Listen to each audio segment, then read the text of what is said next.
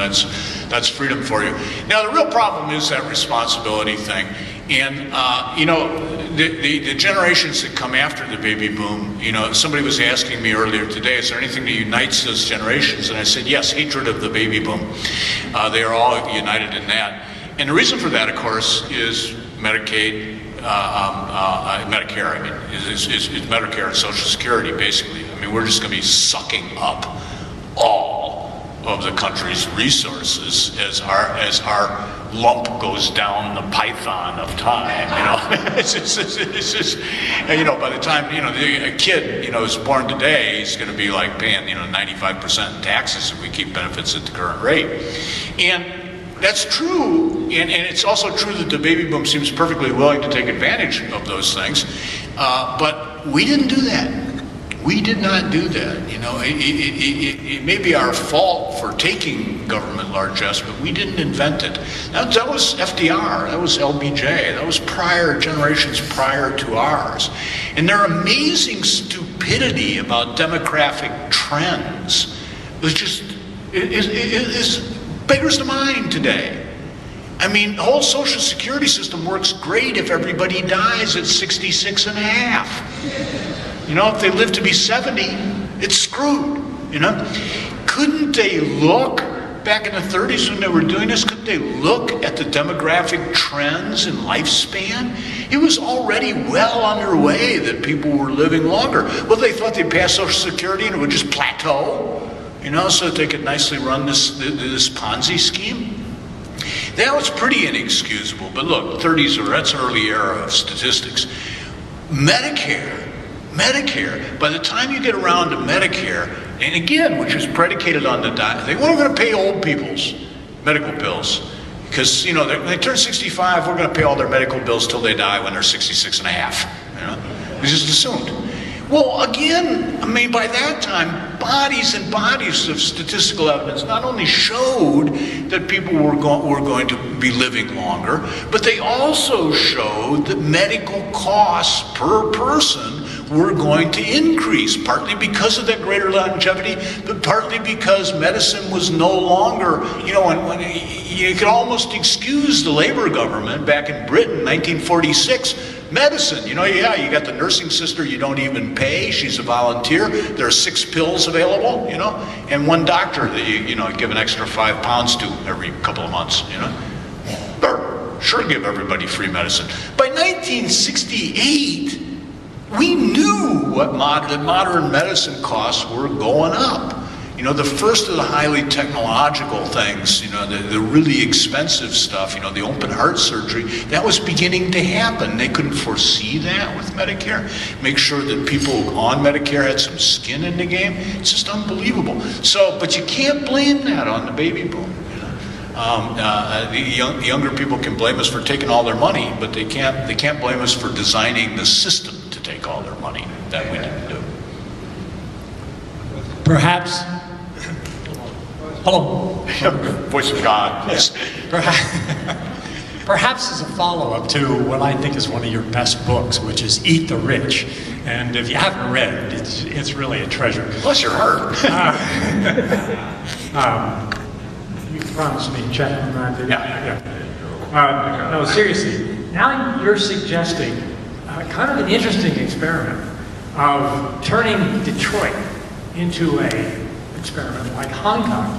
Do you think the country could really, accept that kind of an experiment of a free trade zone in Detroit like Hong Kong?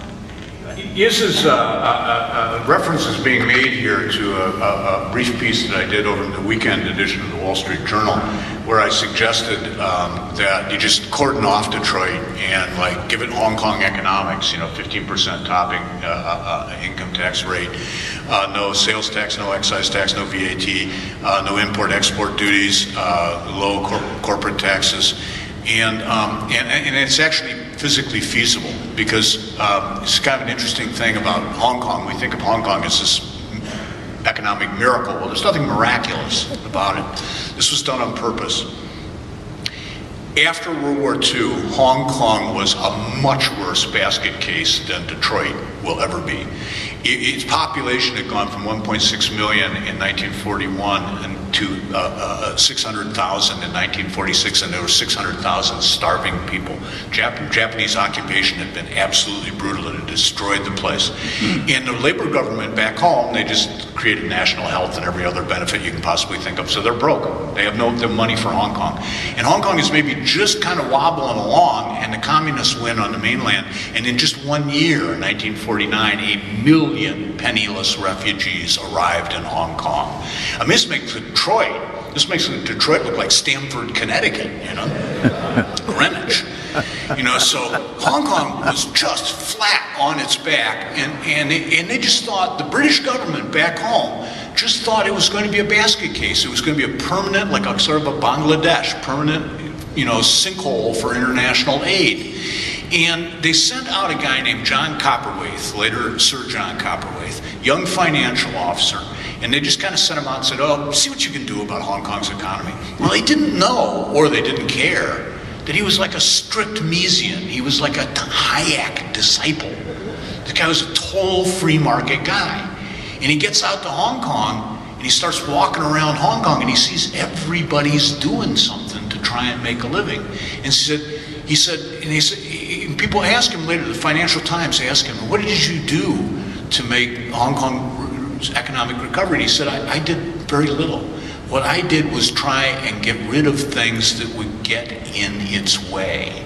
And so he's the one that did the 15% flat income tax. And he's the one that, you know, took all the taxes away, all the rest of this kind of this stuff. And meanwhile, the Labour government is furious back in Britain. They're saying, well, you should have a single, income tax like all the rest of the British colonies. And he just ignores them. He won't let them keep statistics. He says it isn't anybody's business who's employed and who's not employed. It isn't any business how many toilets they have in their home. It isn't. He said statistics only lead to government meddling. I don't want any statistics.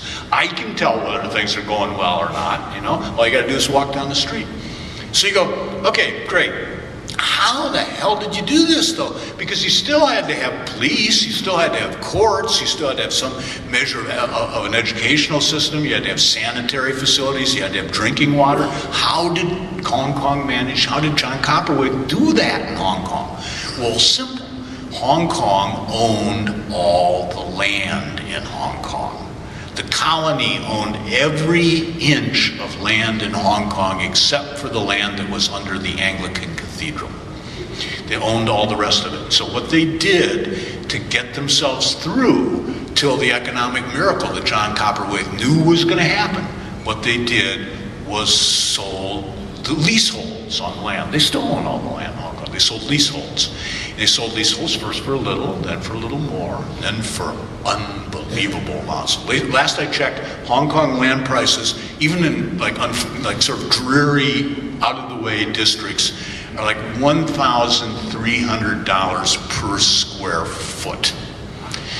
And I'm looking at Detroit. Detroit has 40 square miles of empty land. Fewer than